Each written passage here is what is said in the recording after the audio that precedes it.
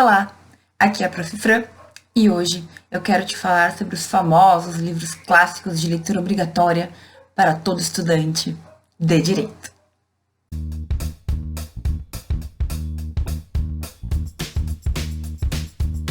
Antes de mais nada, se tu ainda não é inscrito no canal, te inscreve e também não esquece de compartilhar esse vídeo com algum colega que pode fazer bom uso dele. Bom, tu já deve ter ouvido falar várias vezes sobre os livros clássicos que são de leitura obrigatória no direito e que todo estudante de direito tem que ler. Eu já perdi as contas de quantas vezes eu já recebi essa pergunta, pedindo também para que eu fizesse vídeo sobre os livros obrigatórios ou sobre os livros que todo estudante de direito tem que ler. E o que eu vou falar aqui agora, na verdade, acho que vai causar uma grande decepção para muita gente. Mas o fato é o seguinte: não existe um único grupo de livros de leitura obrigatória. Pronto, falei, certo? Então, assim, meus caros, a gente sabe que existem livros que são clássicos, né? Então, livros que são clássicos do direito, como, por exemplo, o do Hans Kelsen, Teoria Pura do Direito. Livros que vão falar de direito penal especificamente, como o do Beccaria, do Delito das Penas. Livros que vão ser clássicos em razão do período em que foram escritos, como aqueles que tratam da troca dos códigos, o Código Civil, por exemplo, né? Os livros clássicos Introdução ao Direito, do Miguel Reale. Enfim, vários serão os livros clássicos. E é por isso que eu não posso te dizer que existe 1, 2, 3 ou 7 livros que são de leitura obrigatória. Bom, passada essa fase, provavelmente tu já deve ter escutado falar de várias destas listas de livros. E por que eu te digo que a gente não pode dizer que tais e tais e tais livros são obrigatórios e outros não? Porque justamente vai depender de vários fatores. Então, se a gente for falar de uma matéria específica, muito provavelmente alguns livros vão ter uma determinada importância, até maior do que os demais. O que a gente não pode acreditar é que, no entanto, lá no primeiro ano de faculdade, a gente vai ler 10 livros que alguém disse que são os obrigatórios e os mais importantes, e aí a gente vai estar, digamos assim, em dia com a nossa leitura de estudante de direito. Não existe. Sinto muito em te dizer isso. O que acontece, então? Acontece que a gente, ao longo da faculdade, vai ter diversas, digamos, cobranças. A gente vai ser cobrado a ler determinadas coisas de acordo com a nossa necessidade.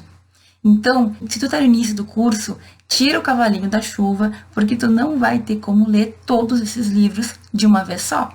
Ou, digamos, já nesse estágio que tu está. Mesmo que te digam, que tu vai ouvir falar muito desses autores clássicos no primeiro semestre da faculdade, o Kelsen, o Hart, o Reale, vários outros, né? Mesmo que te digam que para aquele momento aqueles livros são os mais importantes, tu vai ter que tomar um determinado cuidado. Por quê? Porque ainda que sejam realmente importantes, no primeiro semestre de faculdade, vai ser com muita dificuldade que tu vai ler esses livros. Então, primeira coisa aqui, definiu que tal livro é muito importante e que tu quer é ele. Perfeito, não tem problema nenhum. É muito fácil de conseguir, a gente vai lá, pega da biblioteca, compra, enfim. Como que tu vai fazer para ler esse livro? Como que vai ser para ti? Eu te adianto que muitos dos livros de direito e outros clássicos que a gente vai querer ler também ao longo do tempo para se sentir mais importante ou para sentir que o conhecimento está crescendo, eles vão ter uma linguagem muito difícil. Então, a gente até consegue ler muitas vezes o livro, mas o problema é entrar ao conhecimento e a gente conseguir absorver tudo aquilo de uma vez só, certo? Primeira coisa que eu quero deixar claro nesse vídeo.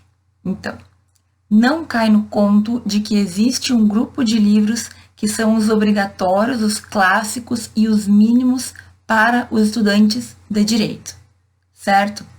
Segundo, não te cobra tanto realizar essa leitura. Por quê? Porque, como eu já falei várias vezes, nós vamos nos desenvolvendo ao longo do tempo. Então, talvez uma leitura que tu tenha muita dificuldade agora, no primeiro semestre ou no segundo, tu vá adquirindo um conhecimento jurídico que vai torná-la mais fácil dali em diante, certo? Então, Então, não queira no primeiro semestre ler todos os livros clássicos que alguém falou sobre e que tu se sentiu na responsabilidade de ler. Quando a gente está iniciando a faculdade, a gente tem tanta coisa nova acontecendo, e aí a gente começa a se sentir culpado por várias coisas, né? Porque a gente tem muita matéria, porque a gente não entende tal coisa, porque o professor citou, sei lá, Rousseau e a gente nunca leu o livro do Rousseau de verdade. Calma, certo? Primeiro semestre a gente vai ter tanta coisa acontecendo que se tu conseguir ler um livro desses mais difíceis, eu já te digo que tu fez muita coisa. Mas e aí, professora? Li um livro no semestre. Como que vai ser o restante da minha faculdade de Direito? Calma, meu caro, calma. As coisas vão se ajeitando. Mas, ciente de que existem vários livros que são básicos e que são importantes, tu vai conseguir te organizar para realizar a leitura daqueles que no momento são os mais interessantes para ti. Eu conto, por exemplo, que vários dos livros clássicos que eu gostaria de ter lido durante a faculdade eu não consegui ler por vários motivos, um pouco por desorganização também, porque a gente vai deixando algumas coisas de lado. Eu fui, digamos, obrigada a ler durante meu mestrado e meu doutorado. Porque eu tive que estudar aqueles conteúdos e porque eu tive que citar na minha dissertação, na minha tese e tudo mais. Então, calma. Talvez daqui um pouquinho para frente tu tenha uma disciplina em que requer exatamente conhecimento sobre determinado autor clássico. Por que tu vai adiantar estudos quando tu ainda não está totalmente capaz e quando tu ainda tem várias coisas na tua cabeça de um mundo novo, se tu não precisa fazer uso daquilo agora? Então, eu te digo o seguinte, eu acho o máximo que a gente leia livros clássicos, certo? Adoro, acho realmente é importante para a construção do nosso pensamento, do entendimento das coisas. Mas vai com calma, tu não precisa ler todos eles já no teu primeiro semestre. Bom, até aqui eu disse duas coisas importantes, né? Primeiro, a gente não tem um único grupo de livros obrigatórios, a gente vai ter listas de livros obrigatórios a depender da matéria, a depender do ramo do direito que a gente estiver estudando. E segundo, não te afoba para querer fazer tudo de uma vez só no primeiro semestre, certo? Eu quero tratar agora de uns pontos um pouquinho mais práticos dessa situação. Por quê? Porque não é porque tu não tem que ler tudo ao mesmo tempo que tu não vai fazer nada, né? Que tu não vai ler nenhum. Como eu disse, ler um desses livros já vai ser uma grande coisa no teu primeiro semestre. Pode ler mais se tu conseguir te organizar e se tu conseguir fazer uma leitura que realmente o conhecimento consiga entrar, né? Que tu consiga manter aquele conhecimento, aquela informação. Por que eu falo isso? Porque também não adianta a gente ler vários livros e não entender nada. Ou li vários, mas eu não consigo explicar o que eu li, certo? Não adianta a gente ler livro só para dizer que leu. A gente tem que ler para tentar aprender aquele conhecimento. E aí eu te conto que eu li a Teoria Pura do Direito do Kelsen, bem no início da faculdade, e quando eu tive que ler de verdade esse livro no doutorado, parecia que eu nunca tinha lido. Porque na época eu li com os olhos de uma pessoa que não tinha condições de entender com plenitude tudo aquilo. Eu tô falando que não é para ler? Não é isso. O que eu tô dizendo é que tu tem que ter um cuidado com a ideia de querer terminar a leitura dos livros e não se preocupar com a qualidade dessa leitura. Então, é muito provável que esses livros, em razão da linguagem complicada, em razão de serem temas complexos, tu não consiga, durante ali aquele período, absorver 100%, certo? Isso não é um grande problema. Agora, não dá pra gente simplesmente sair lendo, fingindo que tá lendo, para poder dizer, não, eu li tal, li livro de fulano, livro de ciclano, porque aí é só uma imagem autoenganadora, né? Se tu não consegue guardar esse conhecimento, não adianta nada. Tá, mas então como é que eu faço para fazer a leitura desses livros que são mais difíceis? E vejam, eu tô falando hoje de livros extra classe. Não são aqueles livros que o professor nos dá para ler, que normalmente tem uma linguagem mais aceitável, certo? Tô falando de livros além dos livros que a gente vai estar realmente com as matérias da faculdade.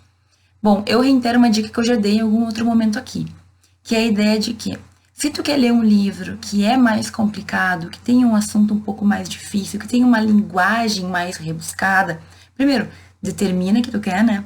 E segundo, para a leitura ficar mais fácil, se tu já souber, se tiver uma ideia de qual é a teoria do autor, do que ele defende e de que forma ele defende, essa leitura vai ficar mais fácil, aquele conhecimento vai ser mais facilmente aprendido também. Qual é a dica? Leia sobre aquele texto, leia sobre aquele livro antes de iniciar o livro de verdade. Ah, mas vai ter spoiler. Gente, direito não tem spoiler, né? O ideal é a gente conseguir aproveitar ao máximo daquele conteúdo e, é claro, quanto mais clareza tu tiver naquela leitura, melhor tu vai conseguir aproveitar. Então, como é que eu fazia quando eu tinha que ler um livro que eu sabia que ia ser um pouquinho mais complicado? E assim, eu falo de vários desses clássicos. O Príncipe, por exemplo. E agora eu tô citando vários, né? Mas é um livro que tu lê e que são palavras diferentes, parece que não faz sentido algumas questões. Bom, antes de ler o livro mesmo, tu leia artigos científicos ou resenhas ou pessoas que dissecam a teoria. Por quê? Porque sabendo do que se trata, quando tu for ler na fonte, tu vai ter uma facilidade muito maior de compreensão. E isso não é errado, certo? O ideal é que a gente leia na fonte. Só que se tu ainda tá no início, te acostumando com tudo aquilo, não tem por que tu ficar sofrendo horas porque não anda, porque não vai à leitura, se tem como tu facilitar esse caminho, certo? Outra dica, tu não precisa começar já com leituras de livros clássicos, duros, de linguagem pesada, de séculos atrás. Quer começar a ler sobre direito? Gente, pode começar até com ficção. Sabe, com livros de ficção que são importantes no direito, ou de livros que a gente trata com frequência na academia. Tem um livrinho muito fininho que eu sempre tratava no primeiro semestre do direito, quando eu dava aula de teoria geral do direito, que é o caso dos exploradores de caverna. Já fiz um vídeo muito rapidinho sobre esse conteúdo, sobre esse livro, vou deixar o link aqui em algum dos cantos, mas é um livrinho rápido, de fácil compreensão, se tu conseguir ler, né, tranquilamente, e que faz a gente pensar em vários pontos do direito. E aí, professora, mas o que isso me ajuda a ler os clássicos? Ajuda porque tu já vai estar em contato com o mundo jurídico. Existe outro livro que é O Sol Nasceu para Todos. É um livro de uma história, mas é uma história que vai, digamos, permear o mundo jurídico. Então, tu não precisa começar lendo o mais difícil, a teoria pura do direito. Gente, eu me lembro até hoje como foi no meu primeiro semestre, lendo aquilo. Eu lia 3, 4 linhas e eu não entendia bolhufas, eu tentava seguir, aí eu voltava, daí eu ia e eu voltava. E no fim foi uma leitura que justamente eu digo que eu fiz, mas é como se não tivesse feito. Quando eu fui reler mais pra frente, eu tinha uma clareza maior. Então não coloca a carroça na frente dos bois. Se tu percebe que tu não tá com condições de ler ainda um livro de um nível muito alto, não seja assim, não sofra por falta de humildade. Vai devagar. Ninguém precisa ser, sei lá, o Mike Ross do Suits lá, daquela série da Netflix, que saía lendo tudo, entendendo tudo, sem nunca ter nem feito direito. Não, gente, é normal, nós somos pessoas normais. Agora, outra coisa é, se tu já tem uma boa base de leitura, se tu já leu o clássico, se tu gosta e se tu tem, sim, condições de já sair de um nível mais alto de conhecimento. Se for o teu caso, eu te recomendo que tu só te organize para manter uma leitura consistente, frequente. Eu sempre falo que quando se trata de ler, pelo menos 5 minutinhos por dia. E com o tempo a gente vai aumentando. Então, se tu tem já essa capacidade de sentar, de ler, de entender por vários motivos, não deixa isso passar em branco. Aproveita. Te organiza para ler clássicos que tu te interessa. Te organiza para ler clássicos que os professores na tua faculdade citaram. Ou algum assunto que realmente tu entenda que é importante para tua vida. Não fica te segurando porque tu tá no primeiro semestre. Então, o que eu quero dizer aqui? A gente tem que ir de acordo com a nossa velocidade. Se tu tem um pouco de dificuldade, que é o mais comum, vai devagar. Começa a te acostumar com as leituras jurídicas. Não precisa ser um livro jurídico direto. Começa com um livro de, não sei, economia, ciência política, história, que, enfim, possa te agregar alguma coisa. Começa assim. E quando a gente perceber, a gente já vai estar, digamos, num grau de evolução que vai nos permitir melhorar essa qualidade. Certo? Então, meus caros, O que eu percebo é uma ansiedade muito grande causada pela imagem que nós, estudantes de direito, temos de que nós temos que ser cultos e que nós temos que ler tudo e que nós temos que entender de tudo. Vai com calma. As coisas elas vão acontecendo no seu devido tempo. E outra coisa, eu sei que existe muita gente que diz que existem livros clássicos. Agora, não cai nessa também, certo? Livros clássicos obrigatórios. Esses 5 você tem que ler. Não, não cai nessa. Não existem apenas 5. Nós temos uma gama, uma variedade de livros que são importantes. Então, vai devagarinho. Vai lendo um, vai lendo outro. Tem uma vida inteira para ler todos esses clássicos. Só não deixa de ler porque tu acha que tu não vai ter capacidade ou porque um dos livros foi muito difícil. Usa aquela minha técnica de estudar um pouquinho sobre a teoria do autor e tu vai ver que as coisas vão ficar mais fáceis. Tá bom? Eu espero que esse vídeo tenha aberto alguns pensamentos aí na tua cabeça. Eu espero também que eu tenha te ajudado a controlar um pouquinho dessa ansiedade que talvez tu sofra, que eu sofria, a gente sempre querer fazer mais e mais, porque nunca é o suficiente, a gente sempre parece que tá atrás no conhecimento, sempre tem que buscar, né? Mas vai com calma, tudo se ajeita e com o tempo a gente vai percebendo que cada coisa tem o seu momento, que cada nível de conhecimento vai requerer um pouco mais de esforço, um pouco mais de trabalho e todo mundo dá conta no final. Tá certo? Espero que você tenha gostado. Obrigada por assistir esse vídeo até aqui. Não esquece de compartilhar com alguém que possa fazer uso dessas informações. Um grande beijo e até o próximo.